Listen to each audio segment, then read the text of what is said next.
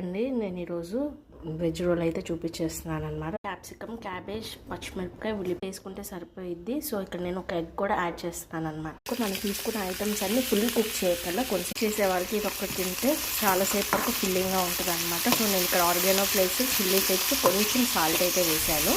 So ఇది ఒక 5 minutes ఇలా వేయించేసుకొని పక్కకు తీసుకొని ఎగ్గును కూడా పుల్టాలాగా చేసేసుకున్నాము. పెట్టుకొని టాస్ చేసుకోండి.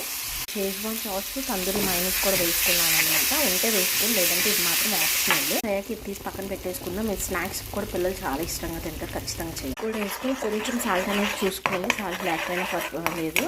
సో ఆ వెజిటేబుల్స్లో సాల్ట్ వేసాను కాబట్టి మనం తీసుకున్న వెజిటేబుల్స్ కూడా దీంట్లో వేసుకుని ఒక 2 minutes ఇలా ఫ్రై చేసుకొని పక్కన పెట్టేసుకున్నాను. అతను కాల్ చేసుకుందాము. ఇట్లా మీకు బటర్ కావాలంటే బటర్, ఆయిల్ కావాలంటే ఆయిల్తో టాస్ట్ చేసేసుకుని కాల్ చేసుకోగానే ఇదంతా మనం వేసుకున్న దాన్ని ఇలా ఫోల్డ్ చేసుకొని తినడమే.